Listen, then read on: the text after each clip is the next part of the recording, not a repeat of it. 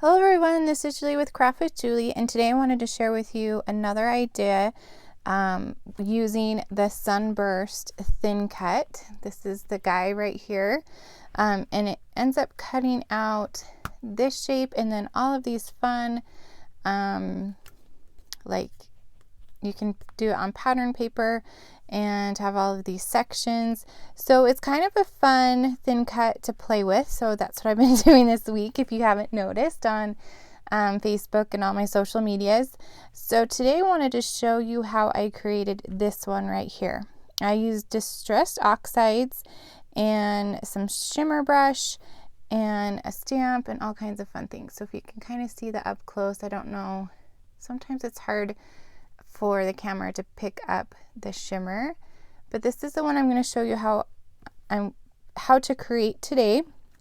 These other two I played with are also very similar. This one I used, I cut out several of the thin cuts with pattern paper from the Party Time paper collection, and then just added the stamp sentiment. And then this one I used the outline of the pattern paper and then mounted it on glacier cardstock and then just added some bling. So it gives it a totally different look from this one right here. And then of course this one that I'm going to show you today, I used distressed oxides to get the background, and I'm going to show you how I did that. So let me set these aside really quick. First you'll want to start out with some distressed watercolor cardstock. This is the kind that Close My Heart carries. It's from Tim Holtz. It's heavyweight for watercolor and wet techniques, and it comes with 10 sheets. They're 8.5 by 11, so they're easy to cut down to the card size, the card front size. There is a smooth side on one, and then there's a bumpy on the other. So depending on what kind of look you're going for, you can use either side. I use this the smooth side, and then also I'm using two different distressed oxides, also from, I think they're also Tim Holtz Ranger, I don't know. We also carry these. This is one of our newer products, our distressed oxides. So I'm just starting to get into those and learn how to use them and all the fun things you can do. So I'm using chipped sapphire today and also picked raspberry. And then I just have my little blending tools and the little foam mat thing that goes on the top, and I'm sure that's the correct term. The foamy thing on the top. Okay, so we're going to I'm going to put this aside so it doesn't get messy. So I'm going to start with the chipped sapphire in kind of the bottom right hand corner, because that's how the burst, where did I put the burst? There it is. How the burst will kind of lay. So I want the darker right there in the center. So I'm just going to ink that up and then lightly, sorry, I'm going to grab a sticky note so I don't get my fingers all inky. Just lightly, and then the more ink you get down, you can go a little bit harder, because you don't want all of those circle images, but you also want to get that ink laid down. So I'm just going to lightly and then start push down a little bit harder as the ink kind of lets up. I'm just going to do a nice sized circle right here. I'm just going in a circular motion. You can go back and forth, I guess. That works too. Whatever you prefer. And then I'm going to go with the picked raspberry, and I'm going to kind of go right into that chipped sapphire and mix those two together. Sorry, it's kind of a wiggly table. But you get the idea. I'm just kind of mix those. You can go right over the top so they get that nice kind of third color in there. And I'm going to go all the way around, and you can do it as dark or as light as you want. And let's get some on the edges. And I really like using the Post-it note so I can hold this down, not get my fingerprints in my ink, or even better, not get my fingers all inky. Okay, now I can go back with the chipped sapphire and add a little bit more where I think it needs it.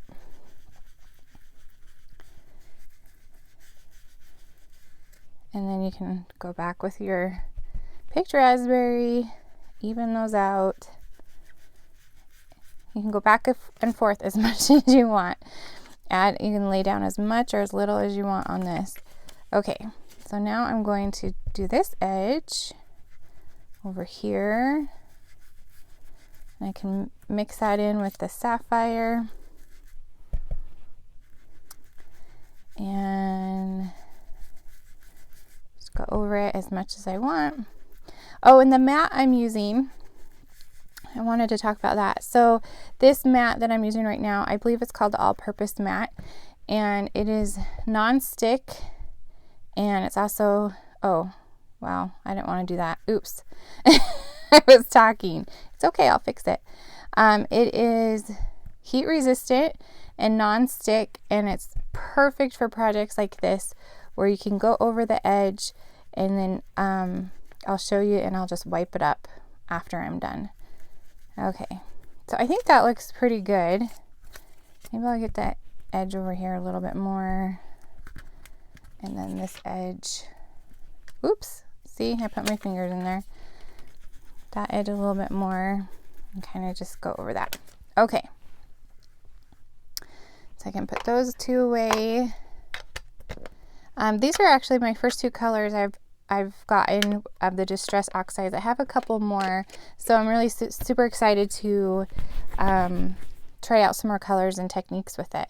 Okay, so now I'm going to grab my water bottle. I just grabbed it out of my kids' bathroom, and I wanted the droplets to be pretty, I don't know, not light, like kind of a heavy. So I'm going to, I don't want to get everything wet, just going to shoot that a couple times with the water, and then I'm going to take some paper towels and I'm going to just lay it right on there and pick up that water, and then you'll see the cool look you'll get after. Okay, isn't that cool? So it picks up that color and leaves the white, so you got kind of like a, I don't know, is it acid wash? Acid wash look. And that's why I love this mat, right? I think it's acid wash. I can't remember. That's why I love this mat. So I just put a little bit of water on there, and I got up all of that ink that I put on there. Okay. So while this is drying, I'm going to do the other little elements for the card. So let me bring this back in so you can see that. So I'm going to stamp this cupcake, and I got this from, oh, I don't remember the name. I'll have to put the name in the comments, but this is a stamp set. It's in our core book, so it's been around for a little while. But it has like this happy birthday to you, they celebrate balloons, birthday queen, it's party time, of course the cupcake, and all these fun little stars and things like that. So it's a really fun stamp set. And I didn't bring the carrier sheet with the name, but I will put it in the comments. Now I'm also going to take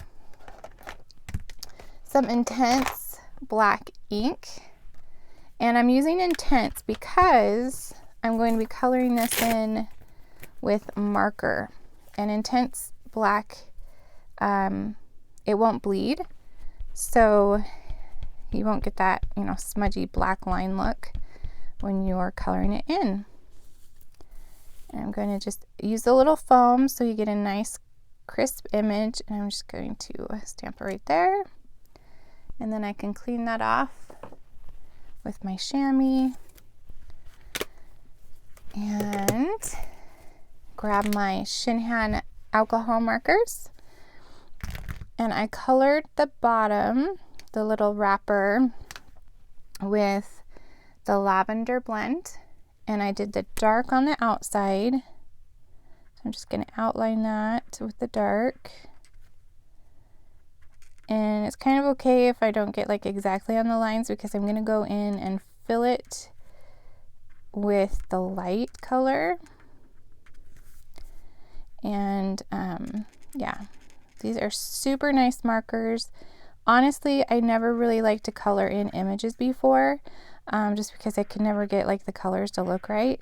But these seriously take like the guesswork out of shading and all of that fun things. I just went over the black lines, and these markers have a light, a mid, and a dark. So I start with the dark, I'm going to go do the light. And then what's awesome about these is kind of like the distressed oxides. If you want like a darker look, you can let it dry for just a sec and go back over with your light. So you can apply layers of color with your markers as well. All kinds of fun toys. all kinds of fun things. And yeah, so you can see like I can go back over and darken that up if I want. Okay, so that was the lavender blend. And then for the frosting part, I'm using pale pink, and I wanted to use a light on that. And I'm just going to, sorry, I am left-handed, so I kind of have to tilt things a little different. Sorry about that. I'm just going to outline the black outside of the frosting, because I didn't want it completely pink, but you could if you wanted to. I like the white left in there. And then I'm just going to go do these little divots on the wrapper. Okay, and I don't know if you can even see that. It just adds just a little bit to it. And then for the candle, I'm using the ice blue blend, and I'm going to use the light. And then I'm going to show you something fun that I did with this candle. See if you noticed. I thought that was cute, but then I'm like, it needs a little more character. So can you see those dots on the candle? So I went back with the dark, and I just added polka dots to the candle just to give it a little bit more, I don't know, character, I guess.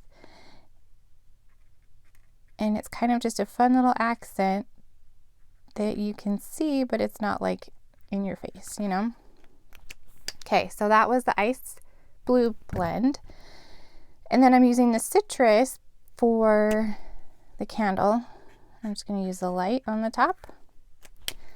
Okay, now here's a little trick with the tri-blend markers. This isn't like super pretty, but it's very functional. So I just took all of the markers that I have, and I scribbled the light, the medium, and the dark. And then I wrote the name. So when I'm creating, I can just pull like, okay, this is what I'm doing. What will match the colors that I already have. So like the lavender, I'm like, yes, that's what I use. The lavender I thought matched that purpley look that I got with the sapphire and the raspberry mixed. And then of course, like, I'm like, okay, I want a light pink, so the pale pink worked. And then of course I had my different options of yellows, and I wanted a bright yellow, so I used the citrus. So if you have some tri-blend markers, I totally recommend this. Is just a white piece of cardstock, and I just scribbled again the light, the medium, and the dark, and then wrote the name. So then I have a reference card when I'm creating, so I can quickly see what colors will match with the project I'm doing. So there's just a little side tip for you. Okay, now we're going to cut this little guy out with some micro tip scissors. If you are looking for some nice, sharp, non-stick scissors, I highly recommend these. I have like 3 pair, and I could probably use more. I have them like in every workspace that I have, and then my kids steal them. But they're super sharp, And of course, these are non-stick. So if you're using like 3D foam or stickers or something, you can cut the foam with your scissors and they don't gunk up. So super nice. And just cut around there. Okay, now I think this should be dry because now it's laying somewhat straight. So let me grab my card base and we're just going to add this piece to the card base.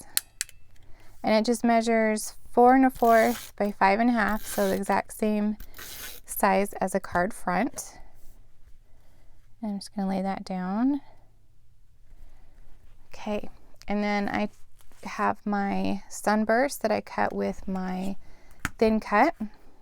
I seriously am having way too much fun with this thin cut, so sorry if it's a little bit of overload lately with projects using it, but honestly, I grabbed it just thinking, oh, that might be fun to use. It sat on my desk for a little while, and then I got a card in the mail from a friend. We do a Close My Heart Maker card swap, and you guys went nuts for it. So I'm like, you know, maybe I should get that out and try it out. And I do have to say, it is pretty darn fun. So I would highly recommend this thin cut. And it's actually pretty inexpensive. I think it's like $16.95 or something for the thin cut. But there's so many possibilities and ways you can use it that it's definitely worth the $16.95. Okay, so I got a little bit of glue on there. Again, that's why I love this mat. It will just wipe right up. Okay, now the thing that you might not be able to see is I splattered some shimmer brush on onto the card front. I'm like, what is this again? So I'm just going to take, this is the clear. You could do color. And what I like to do when I'm splattering is I will just squeeze this brush a little bit onto my mat. And so I get a little bit of juice on there. And then I'm just going to apply it right to my project. And what's fun with these oxides is it will do the same thing that it will do with water. So you'll get shimmery little spots. That looks like you used water. Okay, let's clean this guy up. I actually keep one of these mats. I have 2 little areas on my desk, and I keep this mat in one area and then my grid on another. So if I'm doing a project like this, I can quickly just switch over and do it really fast so I don't make a huge mess. Okay, now I need some 3D foam. Just gonna add some foam right in the middle and add my cupcake. Okay, so the shimmer is drying a little bit. It'll take a minute for that to dry, but you can see how cute that card turned out. Isn't that fun? That's a totally teenage birthday card, I think. My daughter, I haven't shown her this card yet, but I think she's going to love it. So that's another idea that you can do with the Sunburst thin cut. And there's the other ones too. So anyway, I hope you enjoyed that video. If you've tried distress oxides before, let me know what your favorite technique is with them. I'm trying, they're new to me, not new to the industry, but they're new to me. So I've been trying some different things out, and I'd love to hear what you guys like to do with your distressed oxides. So thank you so much for watching. I will put a list of supplies I used in the description of the video. So if there's anything you want to check out a little bit closer, you totally can. And then of course, all of these products you can find on my website, juliescott.closetomyheart.com. And if you have any questions, please let me know. Thank you so much for watching, and I will see you next time. Bye.